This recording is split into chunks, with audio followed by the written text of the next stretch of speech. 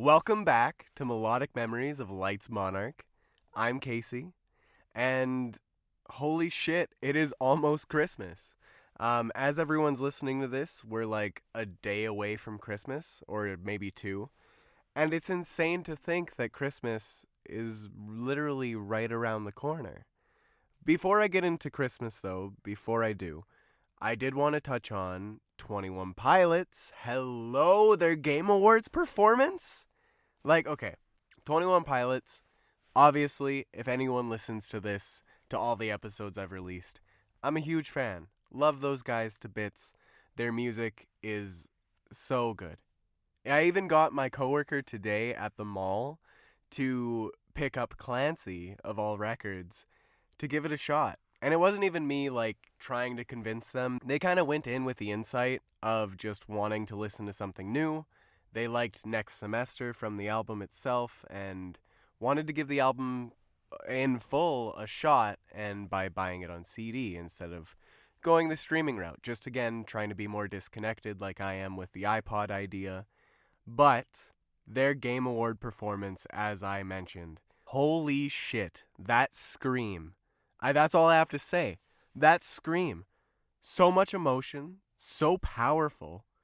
It was insane. It was intense. And I honestly am such a fan of that performance. I really hope that that version of the line gets uploaded to Spotify. And sorry to anyone that hasn't heard it yet.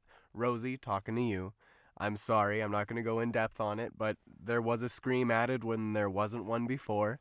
And holy fuck, was it ever amazing. Probably the best live performance I've ever seen them do. And that's saying something because they go wild with their live performances. Maybe not best in terms of spectacle or what they were able to do, but best in terms of they had a full fucking orchestra behind them going wild. On top of Tyler sounding literally like off record. He sounded like he was straight off the record, no word of a lie. Perfect. And then to prove everyone wrong, no, it's not lip syncing, he did the scream. And I personally love it, along with the rest of the internet. I swear to God, the rest of the internet was just enamored with it as much as I was. I seen so many comments of people finally being like, 21 Pilots thought they were cringy, or 21 Pilots, I didn't think they were good. So much respect was gained to that band, and it makes me as a fan so incredibly happy. I needed to touch on it right at the beginning of this episode because it did happen quite a while ago now. I believe the Game Awards was December 12th, and again, we're nearing Christmas here. It's the 23rd. It's I'm a little late on talking about it, but don't think I went and forgot about it because it's still in my mind. I really want it released on Spotify or in some means physically. I don't care. Legitimately release it so I don't have to keep going to the YouTube video. If they have to do that, that's fine, whatever. But wow, what a performance. And I'll leave it at that. If you haven't heard it, even if you haven't listened to the original, give it a shot. It is insane. It is so impressive. And there is a reason. I have a physical thing that I can show people, a video that I can show people, the reason. That isn't just their MTV Unplugged with their own music or blah, blah, blah. Something that I can show them that the internet themselves, not just me this time, gave respect. And that is something that can't be said for many bands. So shout out to 21 Pilots and their performance of The Line at the Game Awards this year. Absolutely insane. Now that I'm done that tangent, which Game Awards was good too. No Kingdom Hearts, sadly, put on the clown face paint, obviously, as I do every single fucking Game Awards. Be it Game Awards or gaming events, anything of the sorts. Kingdom Hearts seems to be dead. I don't know where it is. It makes me really sad. I know it's not actually dead. It's just in hiatus, or whatever you want to say. It'll be back eventually when they're ready to show it, but wow, does it ever feel sad to just not have anything? It's been so long. Not to get off on that tangent, though. I wanted to say, as I said at the very beginning, Merry Christmas and Happy Holidays to anyone that doesn't celebrate. say that real quick. The holiday season. It is literally nearing so fast, and without warning, I am honestly not ready. I need to record this, I need to edit this, I need to wrap my gifts, I need to get ready, and I've been working like crazy lately to just get through the week. Like, my last day off was the Saturday before this current one. So I've been working about a week and a half before a day off. My next day off is December 25th. Not that anyone cares. Just saying, I'm a little worn thin, so if this episode sounds a little off by any means, my apologies. I am giving it my all, but I am only human, so please just bear with me. In saying so, though, Christmas, for me, as I do celebrate it, my family celebrates. Now, the holiday season is not always the best. I am one of the people, not to say I'm a Grinch or a Scrooge, but I'm not a huge fan of the holidays.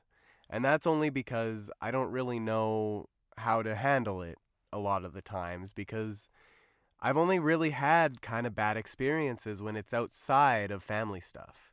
When it's with my immediate family, I don't have a problem. It's always good. But then I go and am at home.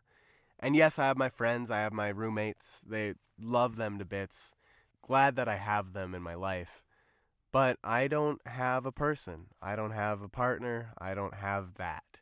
And it does make the holidays a little more lonely. And I know a lot of people can relate to that. I'm not in the majority. I'm not in the minority in saying that, because I know a lot of people unfortunately can relate to the loneliness. And there's a reason why people say the Christmas season or holiday season is one of the highest for suicide rates. And I just wanted to touch on that quick to say, if you're struggling, please reach out. There are people that care about you. You are not alone. Even if you feel it, even if there's no one around you. Like, there are numbers, there are ways to reach out, and I'll even leave the hotline number in the description of this episode, in particular, just in case if anyone is needing help. Please reach out, you're not alone. In any sense, though, to keep it a little bit more on the light side from here on out, Christmas time, I'm excited for it, to see my family mostly, and finally have a break, my God. But before I'm allowed to do that, I do need to get things ready, as I mentioned, on top of sharing my Spotify Wrapped with you all, as I mentioned probably at the beginning of the month. So sorry it's been so long, but I figured what better day to do it than today to go over the Christmas, literally Christmas for music listeners, with you guys right before Christmas. So I wanted to kind of touch on my own Spotify Wrapped, as I am honestly pretty happy with it. I was a little bit surprised at my number one artist and some of the songs that were higher up in my list, which I will get into. But with everything being such a madhouse lately, I haven't really been able to focus on a lot of music lately. It's just been so busy, go and go. The city itself is crazy. Like, I haven't had a lot of time to sit and listen to even my Spotify Wrapped playlist. And usually I'm right there on the ball listening to it. But this year, since I was on my way to Taylor Swift, we were listening to all of Montana's music, which I was okay with. She was showing me a bunch of stuff, Baby No Money, stuff like that. She got really into him, along with like Young Gravy or something like that. Amazingly funny dudes, honestly. Their music is something else. So if you want something to kind of get a chuckle out of while still being kind of impressed, go give Baby No Money a listen, honestly. But besides the point, he didn't make my list. I haven't really listened to him much, but I know Logan and Montana, two of my friends, they do like him. And I give him my utmost respect. He's Canadian. Fuck yeah. Anyways, the reason why I wanted to touch particularly on my Spotify Wrapped this year with all of you is because next year I might not have as accurate of a Spotify Wrapped, because I want to go in on my iPod idea. And with my iPod idea, I can't really keep track, if you will, of what I listen to.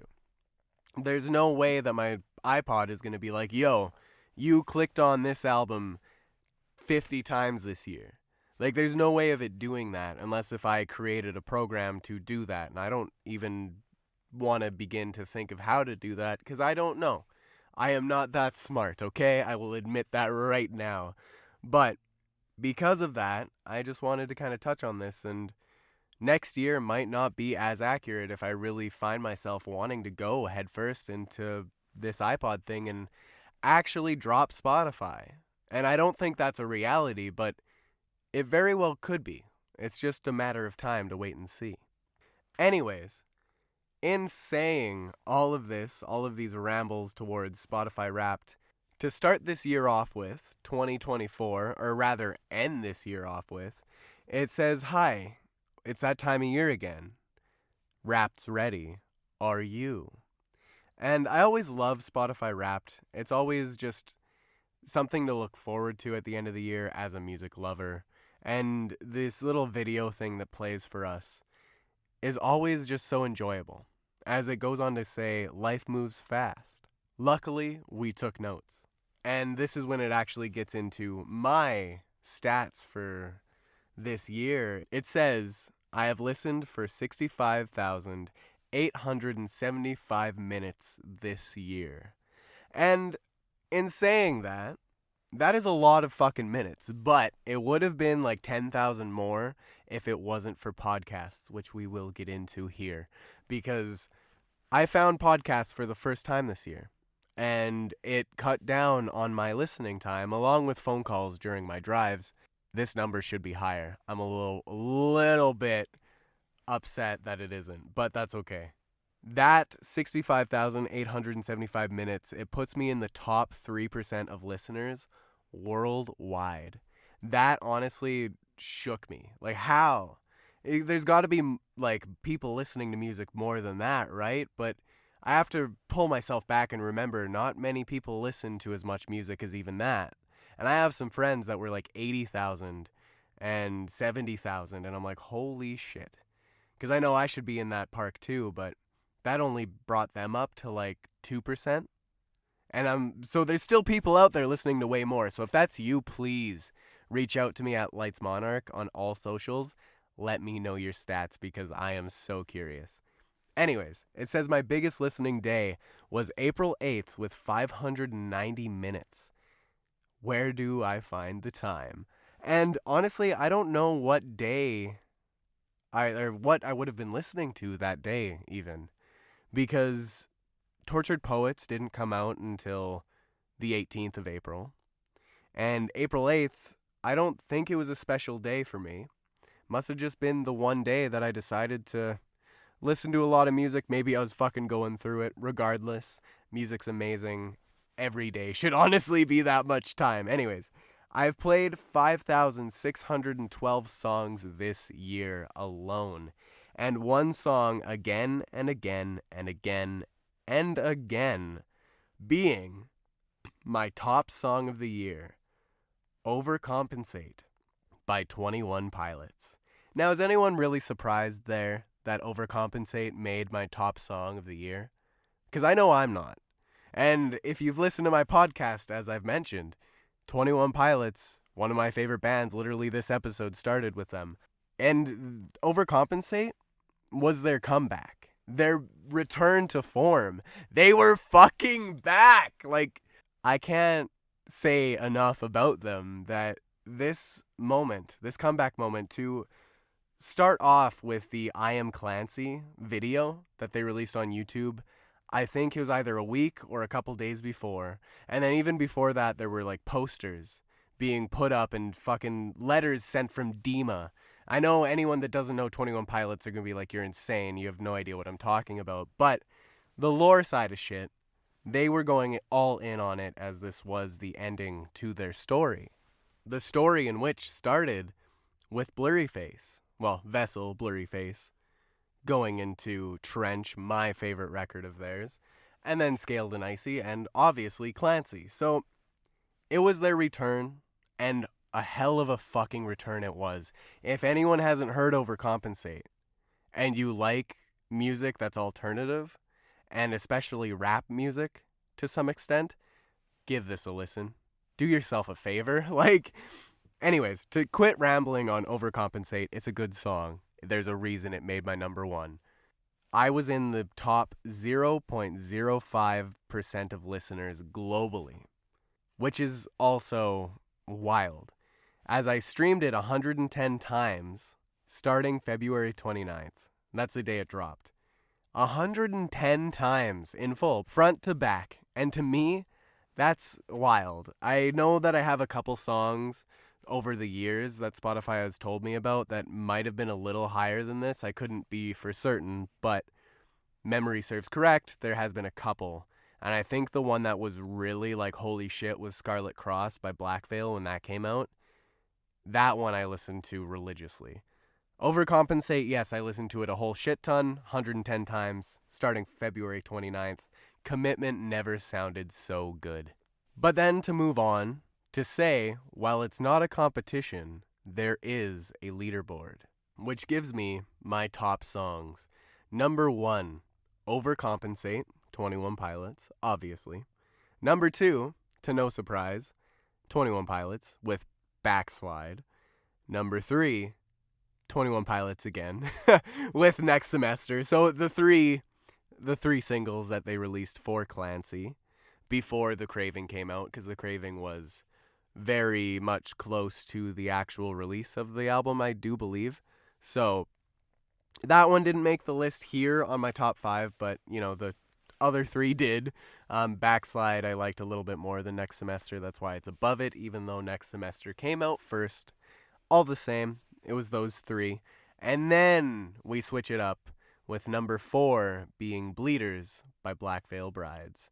Obviously, they had to make an appearance here. Bleeders came out this year. A shame, too, that it came out the way it did, because I was listening to it a whole hell of a lot more on my Apple Music than I was on Spotify at all.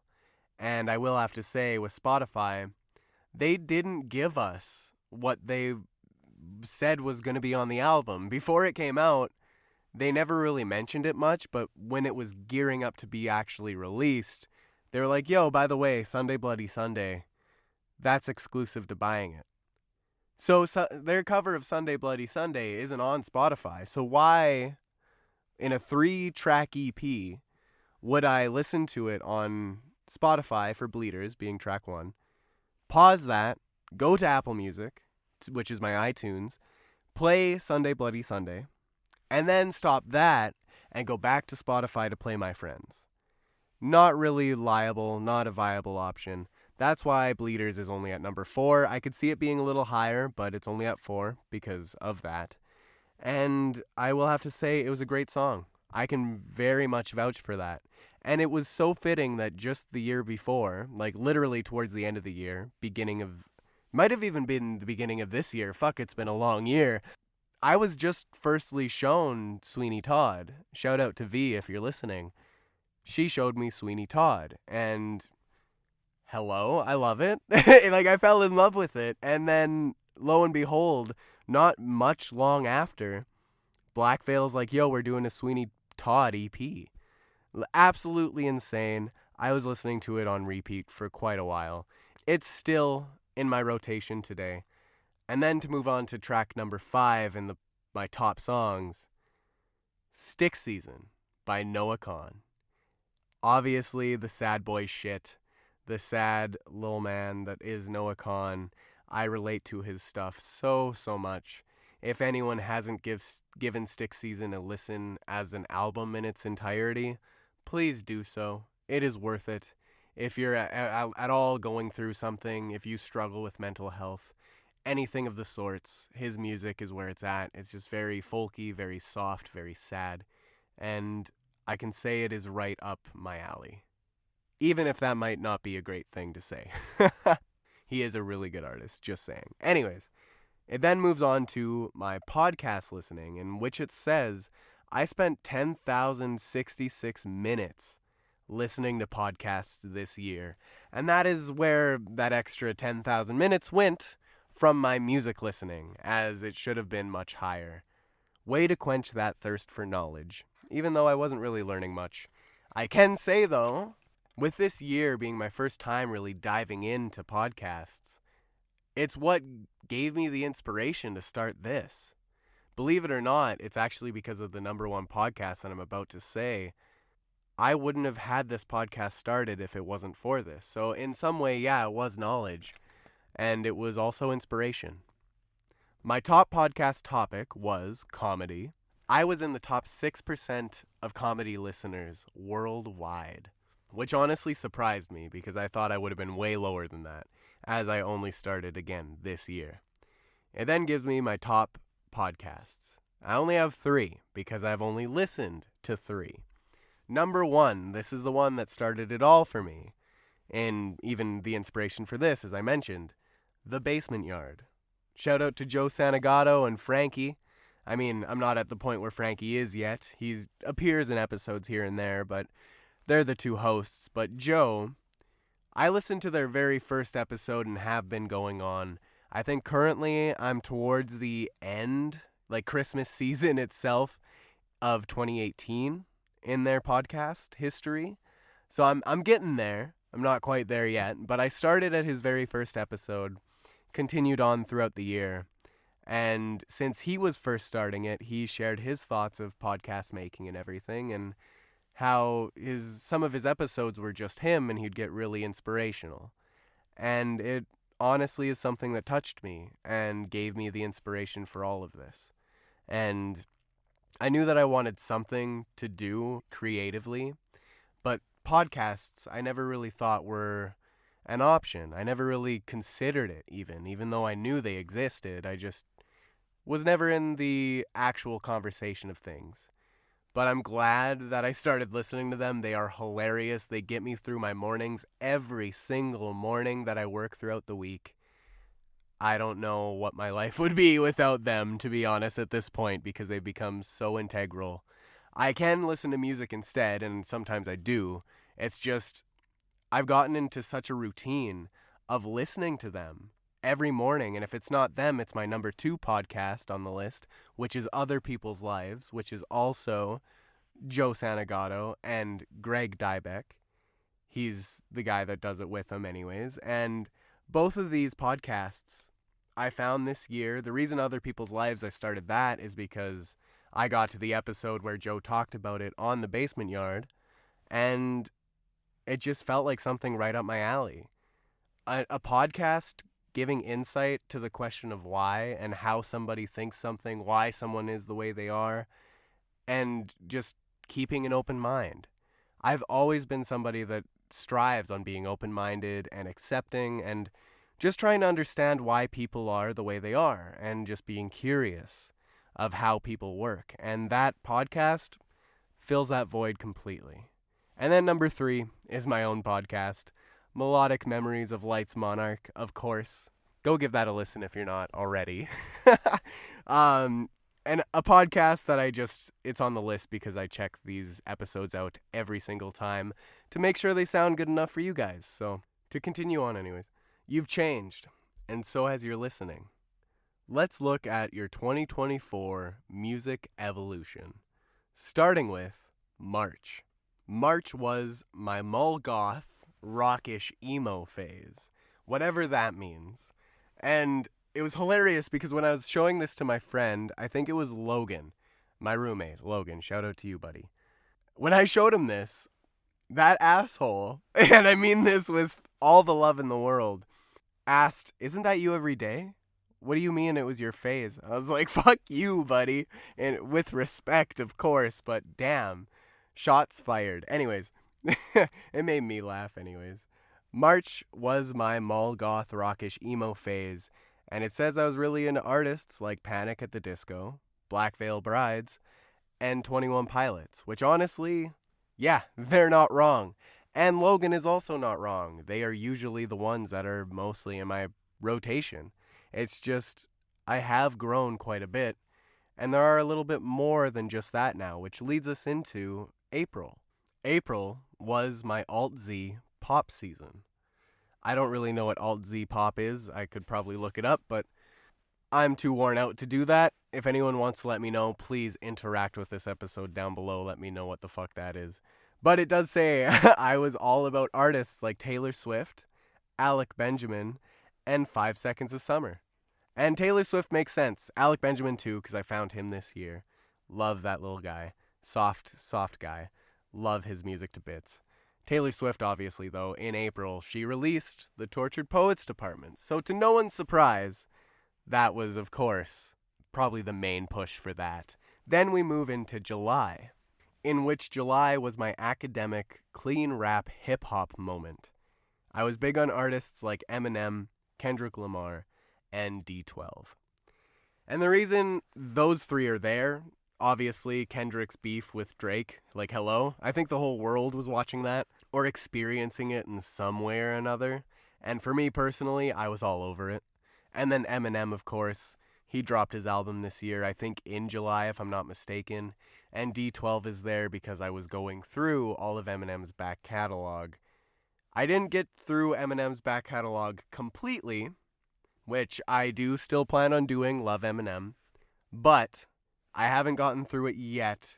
So maybe this list could have been a little bit different if I would have had more time. But again, this year I started getting burnt out with music, and I think that was kind of not really a reason for getting burnt out, but because of all the new albums coming out, I just had too much on my plate to really focus on what I wanted. And that was, unfortunately, one of the downsides to it all, that I didn't get to finish the Eminem deep dive. And I do plan to this coming year. But will it be on Spotify? Will it be through buying his albums and putting them on my iPod? We will see. It goes on to say, I listened to 1,500 artists on the dot, 1500. Don't know how I must have planned it, but I swear I didn't. It says one single one had a special place in my heart and ours, which was Taylor Swift. Ding, ding, ding. Could anyone have guessed? Taylor Swift. Do I have Taylor Swift for 500? Yes, Taylor Swift is my number one artist. As to, I think, no one's surprise. It was surprising to me. I thought it was going to be 21 Pilots, not going to lie. But I'm not disappointed. Taylor Swift, love her. I love her to bits. Obviously, everyone knows that is listening, because Taylor Swift is great. She is an amazing musician, an amazing person, from what we see. And I have nothing but respect for her, and her music slaps. It goes on to say, though, she was my top artist of the year, and my longest listening streak was 16 days. 16 days straight of Taylor Swift. It's not saying that's all I listened to, but I did listen to her for 16 days, apparently. So if that's saying anything, I know I'm in the minority of that, because I'm sure there's some people that listen to her constantly, but 16 days is a pretty big deal for me. It says I'm a top 2% fan, and I've spent 6,015 minutes together with her music. You overachiever. And that in itself, with 6,000 minutes, and I'm only in the top 2% fans, that's crazy. Shout out to Swifties out there. Y'all are insane in the best way. I fucking love you guys. Who else got a lot of play this year? Big reveal in 3, 2, 1. My top artists. Number 1, Taylor Swift. Number 2, can I get a guess? Number 2, 21 Pilots. Number 3, Valley. Number 4, Noah Kahan. And number 5, Eminem. What a list. What a list that is. For me, obviously it's my list. I'm happy with it. It just makes me happy to see 21 Pilots was number 2. I thought they were going to be number 1. Valley, number 3. Crazy to say that they are my number, they're on there, fuck yes. And Noah Kahan, I hadn't listened to his album again since probably halfway through the year, or even maybe a little bit before that. So if I would have continued listening to his album, I didn't stop because I got tired of it or anything. Again, just so much on my plate, it got pushed aside. I love Stick Season. Stick Season Forever came out this year. Amazing. That I listened to so much that he made number 4. And that surprised me. I was like, holy shit, right. that was this year. And then obviously Eminem, new album, my deep dive discography. He has a huge discography. Of course, he had to make the list. And then obviously, with that, it gives me my little video from Taylor Swift herself and just saying thank you for listening to her music. Anyone that had Spotify Wrapped would get a video from their top artist if they made one. And for me, obviously Taylor, incredibly cute. She mentions coming to Canada on the Eras tour, which I was able to see. If you haven't listened to the last episode, go give it a listen. I talk all about it. But then it says, thanks for coming along for the ride until we meet again. And in saying all that, that was my Spotify Wrapped for 2024. Top artist, again, Taylor Swift. Number 2, 21 Pilots. Number 3, Valley. 4, Noah Kahan. 5, Eminem. Top songs, Overcompensate, Backslide, Next Semester, Bleeders, Stick Season. Minutes listened, 65,875. And that's all she wrote. Now my Spotify Wrapped might be a little different from all of yours. At least I would assume it to be. And I would absolutely love to hear what you guys listened to this year. What are your favorite artists? What was your favorite artist of the year? Your top artist, your top songs. Share it all with me. I would love to know. I adore music. Let's start a conversation. I would love to hear it. Again, socials at Lights Monarch. Go hit me up. In any sense, that was my Spotify Wrapped. I don't know what next year's going to look like with my iPod introduction, but I'm hoping it's still something worthwhile. I love Spotify Wrapped to bits, which is kind of the reason why I haven't switched to like Apple Music or Pandora or anything else of the sorts. Spotify Wrapped just does it better than those other ones. Except for Apple Recap. I did not know that it went so in depth as it does. Like, I was looking at Reese's the other day. Shout out to Reese. It might have been longer than the other day. But for time's sake here, the other day I was looking at hers. And it goes so in depth. You can actually see the year prior and the year prior from that. I would assume it to be all the way back from when you first started your subscription. And I wish Spotify had that. The only thing I have from Spotify are the screenshots that I've taken over the years, which I will actually share right now just to kind of give everyone an idea of what my past few years have been. And I have them all saved to my Instagram of all things, my personal Instagram. If I might move them to Lights Monarch at some point, but to share them here, this is my 2018 Wrapped, which was top artist being Panic at the Disco, and my top song was Wake Up by Black Veil.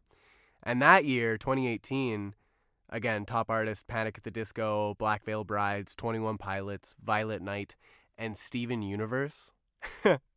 Which, fuck yes, Steven Universe, love that shit. Top songs, Wake Up, Dead Man Walking, I Hope You're Well, Come Down and Wait, which are all by Violet Night, the first 2 being from Black Veil Brides. Minutes listened, 11,948, top genre rock. And that was something I realized they didn't give me what my top genre was. Not sure if they gave other people that. Maybe mine was so all over the place they just couldn't decide. Not sure, but I listened to way less music back in 2018. And I think I started my Spotify journey, if you will, in 2016. Because looking at my Spotify, it says that I have liked songs, or I believe it was my liked songs playlist before liked songs were liked songs, like they were radio songs or something of the sorts. I might just be rambling, sounding like an idiot here, but if anyone understands what I'm saying, then I guess you know. In any sense, that was my 2018 Wrapped, to then move on to my 2019 Wrapped, which kind of followed suit to some extent, but was a little bit different in saying my top artist was Black Veil Brides, NF, Andy Black, Starbomb, and Panic at the Disco. Panic kind of fell a little bit, but my top songs, The Search by NF, NF, Westwood Road, Andy Black, Ghost of Ohio, Andy Black, and RX by Theory of a Dead Man. They weren't even on my top. It was only that song. I swear to God, it was only that song I listened to. And it's because of Alex. Again, shout out to him. My roommate at this current moment, he was in love with that song. And obviously, I grew an attachment to it as well. But to not ramble too much, it somehow made my top song list, which bewilders me. And that year, 2019, I listened to 23,461 minutes, with my top genre being post-grunge.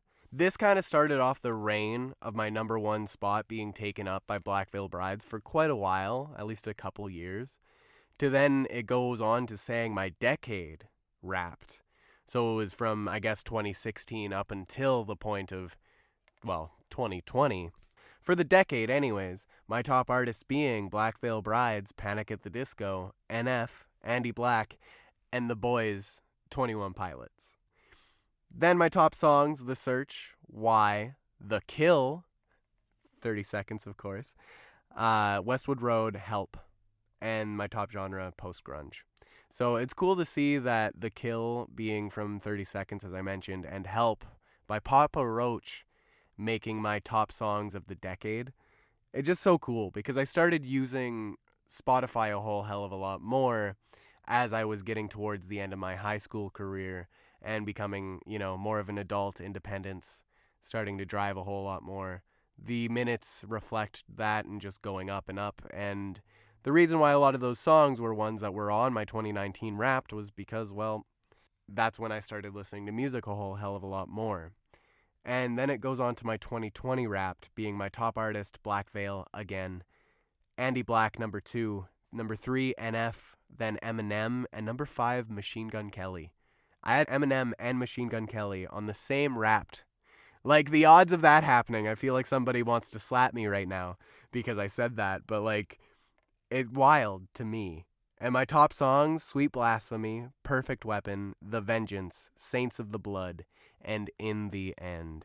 And those songs are there, especially the top 2, because 2020 was the time when they released Restitch These Wounds. Harkening back to my second podcast episode, I talked all about it. And I listened to 29,272 minutes, with my top genre being alternative metal.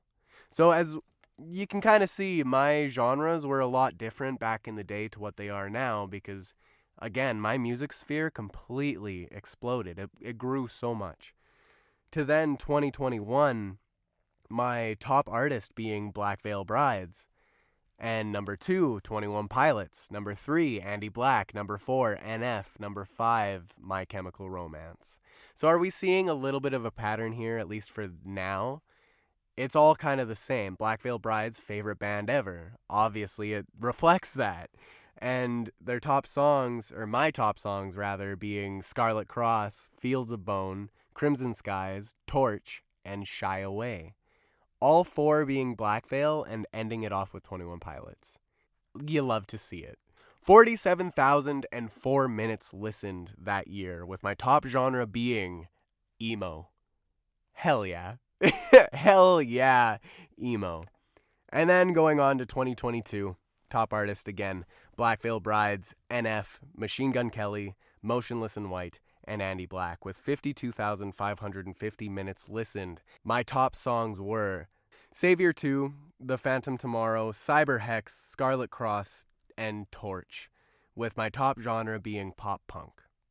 So a little bit of a change, but again, more Black Veil influence at number 1 until 2023.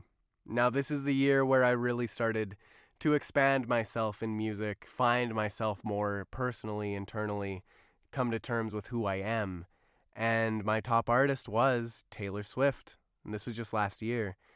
Number 2, NF. Number 3, Black Veil Brides. Number 4, Bad Omens. And 5, Dayseeker.